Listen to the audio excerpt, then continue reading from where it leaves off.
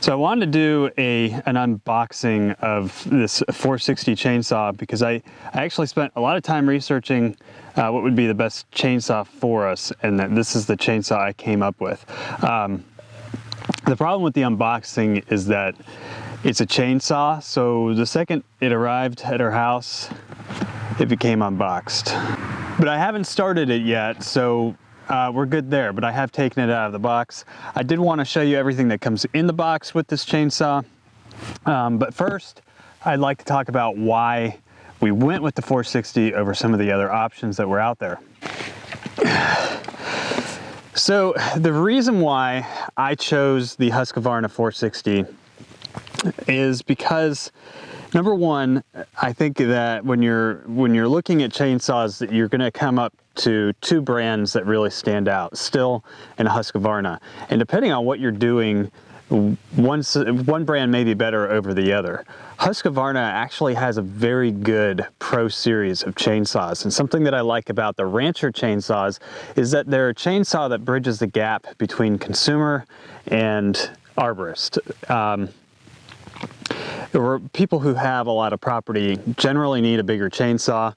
We have trees like this all over our property that have come down in Florence, that have been cut down because they were just old, and we need a way of cleaning them up. And the typical consumer chainsaw isn't going to do it for us. And I'll show you our chainsaw that we've had since 2004. So you do the math, it's a pretty old chainsaw.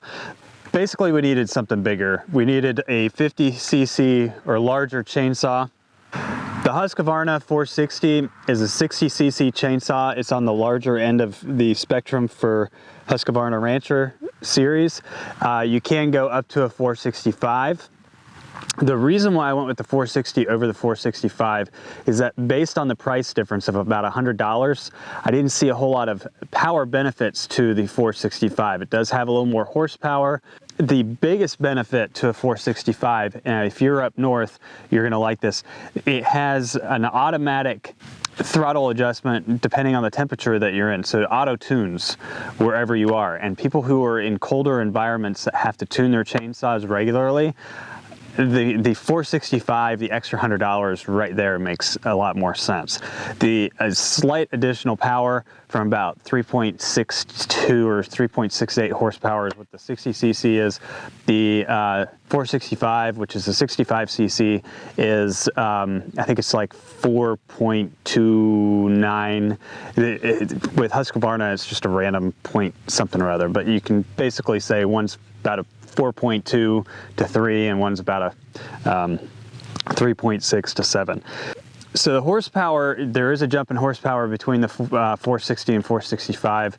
The reviews that I read online, there wasn't a huge noticeable difference between the 460 and 465, and most people were excited about the auto tune in a northern climate. We live in North Carolina. I wasn't concerned about the auto tune. I did want a 24-inch, and that's what we got here, is a 24-inch blade. The other saws that we considered were Stihls in the same size range as the Husqvarna. And after watching several comparison videos where they were comparing chainsaw to chainsaw, the Husqvarna was outperforming the Stihl, and still at a cheaper price point.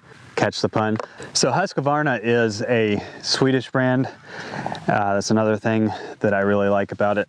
I really can't, I can't speak highly enough for Husqvarna. I bought this chainsaw back in 2004. It's now 2018. So this chainsaw is well over 15 years old. It still runs. I didn't have to rebuild the carburetor in this thing until last year, and even now it runs fine. I threw a chain on it, but this is only a 16-inch, and this is a 235E series. This is a consumer chainsaw. I'm going to be doing a chainsaw sizing video with several different saws to explain when you might want to use this type of chainsaw. This chainsaw it gives me a lot of faith in Husqvarna because this has lasted forever and it has taken on projects much bigger than it's supposed to. We had another 50cc chainsaw. It was a Poulan Pro. That one I maybe cut through 1, 2, 3, 4, about 8 or 9 large posts. They were actually telephone poles, and it started losing compression. I took it into the shop, the piston was blown.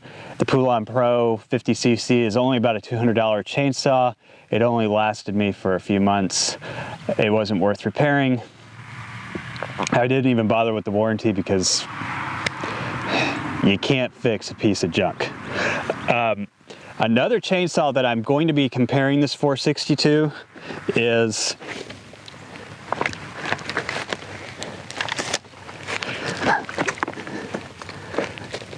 this old Craftsman 3.7 horsepower 60cc. This one is really a classic chainsaw made by Sears, and in its day and age this was a top performing chainsaw. This chainsaw has very low hours on it. It's been sitting in a garage for 25 years and was very lightly used before that. So I think I'll be able to get this thing running. Everything seems to be turning on it. It's just gonna be a matter of cleaning it out. I'll do a video on that as well. But we'll eventually be doing a comparison between this 60cc and the Husqvarna 60cc to kind of see what the differences are between an old classic like the Craftsman and the newer Husqvarna Rancher. So I am going to be comparing the Husqvarna Rancher to some chainsaws, but for now, this is just an unboxing, and I wanted to go over kind of some of the features of the saw.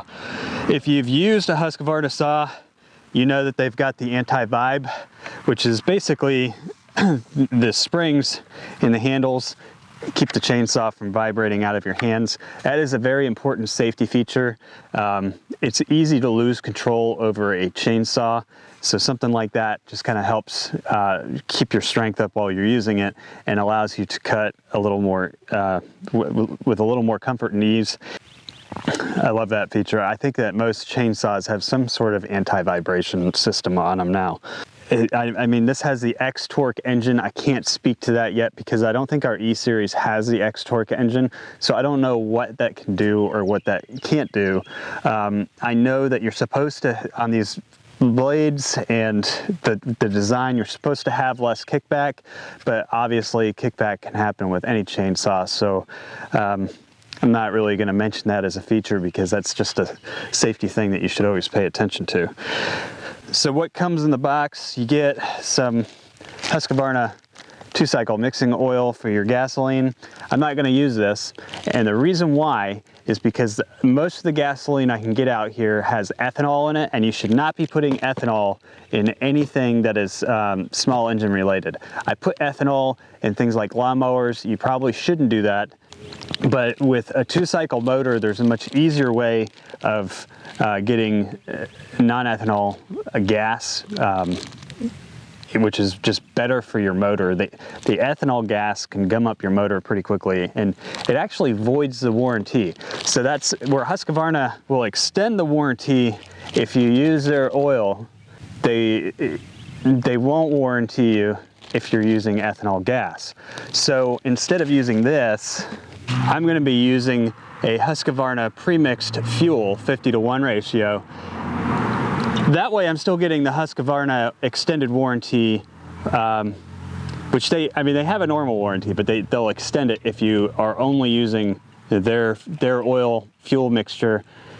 Just buy the can. It's non-ethanol, it's better gas, and it won't hurt your machine. So I pay a little more and buy the can, and that's probably why, well, that E-Series has been through a lot more abuse than just gasoline. But I was gonna say it's probably why that's lasted so long, but I think it's just a really good machine. Anyway, because it's a good machine, protect it, get this stuff. And don't buy the off-brand gasoline, because like the Walmart brands, it could be a little cheaper, but I'm not sure that it's as good. So anyway, it came with that, obviously a receipt. You have your warranty information, limited. Extend that warranty by using their oil. And then you have the owner's manual, which comes in multiple languages. That's why it's so thick. I might do a comparison between the manual of this and that, because that one's like super thin. It tells you how to make stuff. They have a quick start guide. And I'm not going to get into, with this chainsaw, if you're watching this video, it's because you're considering a Husqvarna 460 Rancher.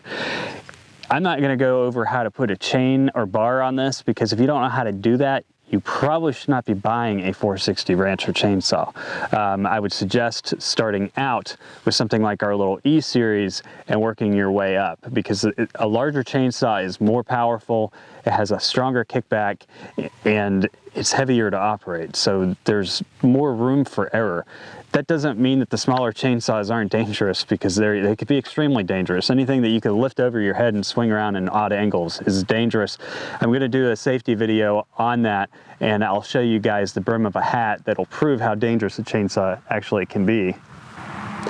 Your chainsaw tool. I have lots of these.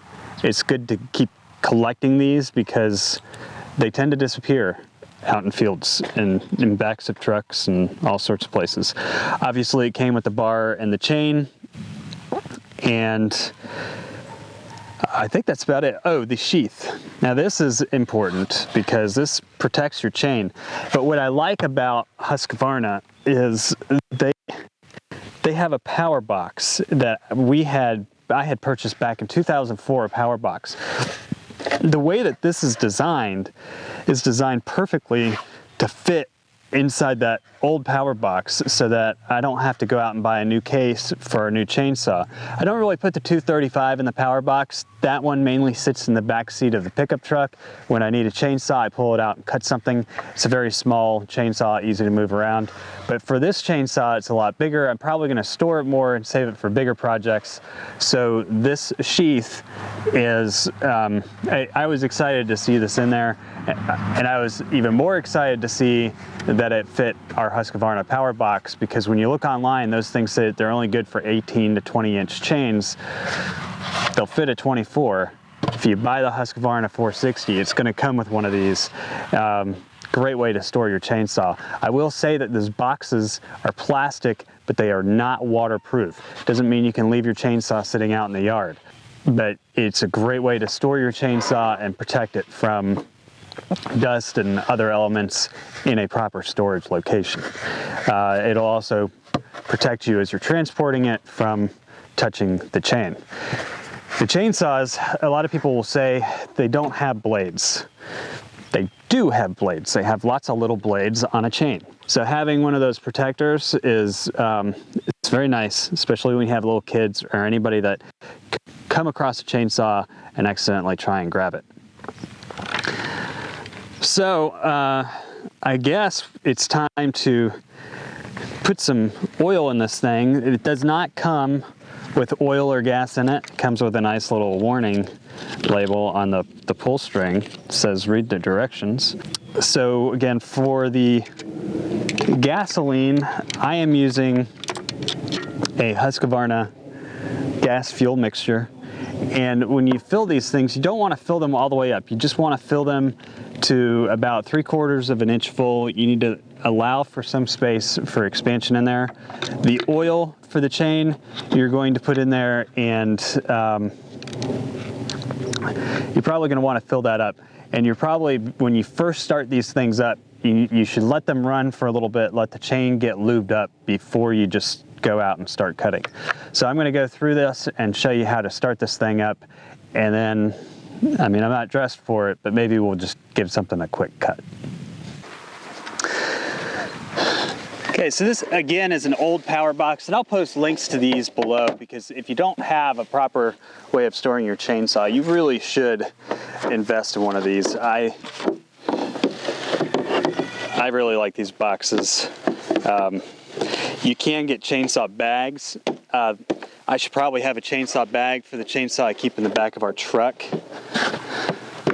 But these just kind of snap together. Let's see here. Get this side done.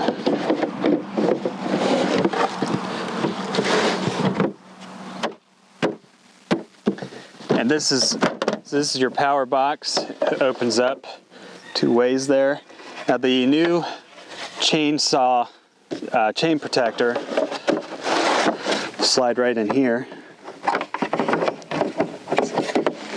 It'll go in one way or the other. Let's see, there we go. And then I believe this chainsaw is kind of like right at the max of what this box can handle. I haven't actually slid this in here, so this could be a complete fail. Let's see. It'll work. Gotta just kind of with the bigger chainsaw, you're definitely gonna have to open that up and flip it down. It does have some Velcro straps to hold the handle down.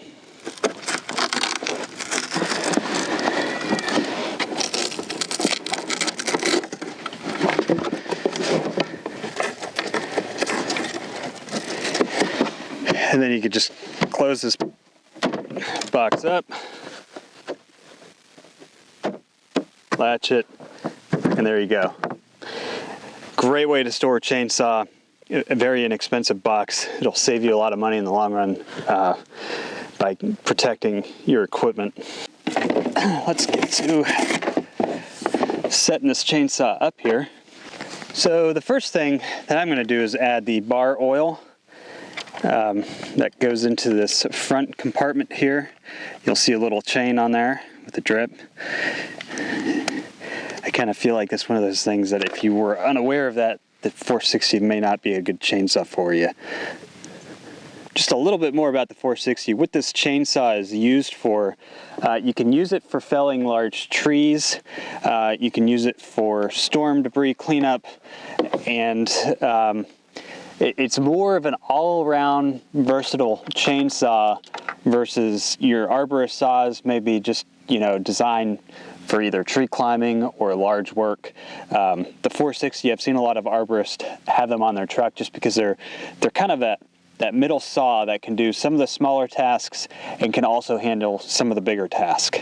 So while it's not going to handle the bigger tasks at the performance level of like a 395 XP or one of the XP series, it is going to handle those larger tasks and be able to complete the job versus a little E series is not going to be able to cut down a tree like the one that I was just sitting on. And the tree I was just sitting on was actually cut down by, I believe it was a Rancher. I think it was a 455. It wasn't even as big as this one. No, it was a large oak tree. So again, I don't like to fill these all the way full, maybe up to about 3/4 of an inch below the fill cap to allow some space in there for expansion as I pump air into the system to get the gas up into the carburetor. Okay, so starting a 460 up is a little different than an E-Series, and that difference is really just the decompression button here. This one's already pushed in, so that's not a problem. You should always make sure that your chain brake is on the off position, which is forward. With these, it clicks. You can hear that click. That's on. The chain would be spinning. That's off. And what the chain brake does, and I'll cover this in my safety video, is if you do get kickback, your hand will hit the chain brake and push it forward, in theory, and hopefully stop the chain before it hits you in the face. The next thing that you need to make sure after you push that down, lock the chain brake, you pull your choke all the way out, and then you decompress this bulb. It says to decompress it 5 times slowly. In my experience, there's no gasoline in there initially, so I like to get some gasoline in there first. There's a little bit of gas in there now, and then I do 1, 2, 3, 4, 5. Now, if I had used this chainsaw in the past, that probably would have already been somewhat primed, so 5 pumps would probably normally do it. You're going to pull the chain. I'm not going to do it on this box because that's not safe. What I normally like to do is put a foot on the handle and come down and grab a hold of the bar and then pull. And I'm going to pull this until this kicks on or tries to start. Right there. This is brand new out of the box. I've never done it.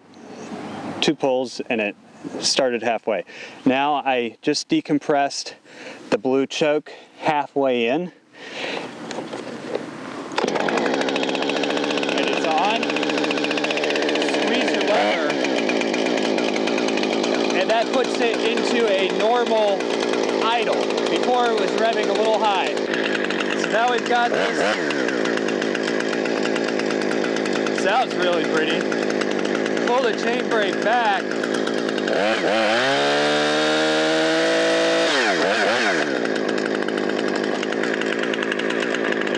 And because this is my first time, I'm actually going to run that.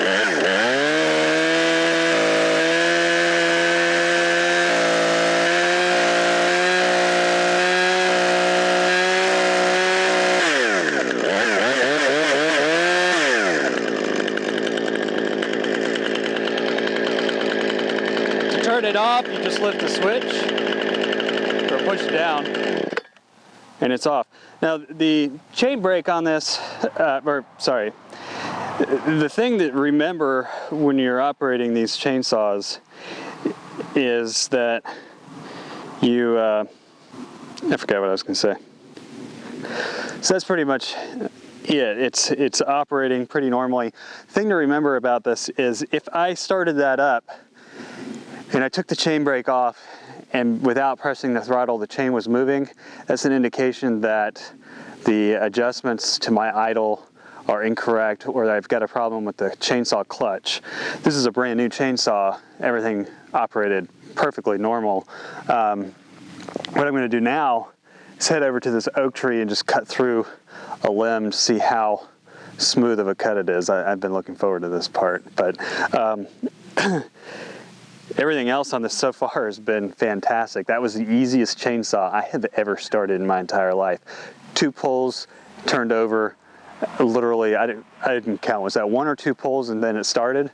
I mean, you can't ask for anything better than that. Now, I'm not in the proper clothes to be operating a chainsaw, but I am going to do this cut just to see how it operates for this review. Okay, so this is an oak tree that with our smaller chainsaw, I was struggling to cut this branch. Now this chainsaw should be able to cut some of the bigger parts of this all the way down. Because I've already started this, I'm going to just go ahead and push my choke all the way in and just pull. Now, see how this goes.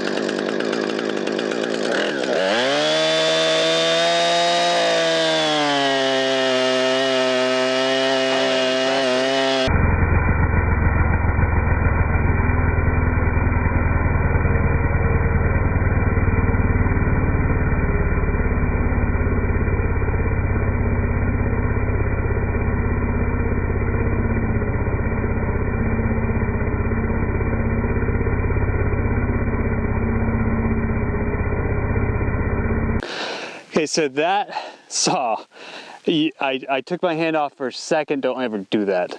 Just to show you how the balance of the saw is pretty fantastic. It kind of puts a lot of the weight for you on the saw. So when you're doing cuts going down like that, it's actually kind of doing some of the work for you. Very powerful saw. When I tried to cut this with our 16-inch 235 E series, it was having a hard time getting through this oak. It's a really pretty oak when you get in there too. It still looks like it was alive on this branch. I mean, look at that. But that was a lot of fun. I really enjoyed cutting into that. I'm going to do some more cuts on this.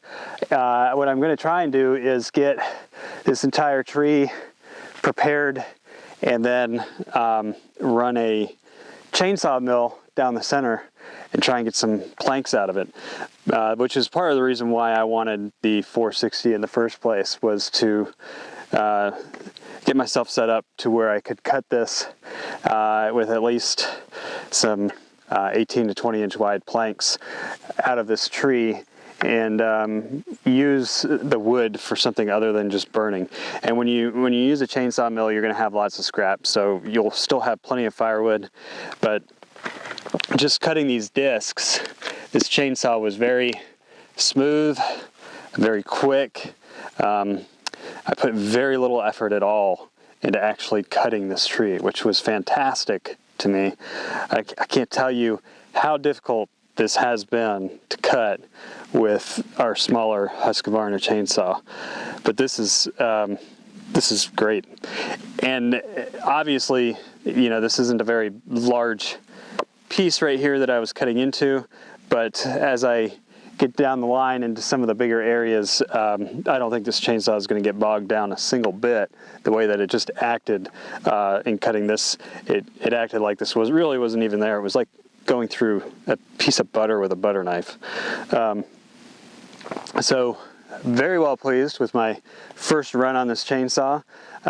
Stay tuned. I'm going to do the comparison video on this tree using the Husqvarna 460 and the old Craftsman 60cc 3.7. In theory, the Craftsman has a little more horsepower than this one, has a smaller chain, but I still think it would just be a fun comparison, like the changes of the generations. That was my dad's chainsaw.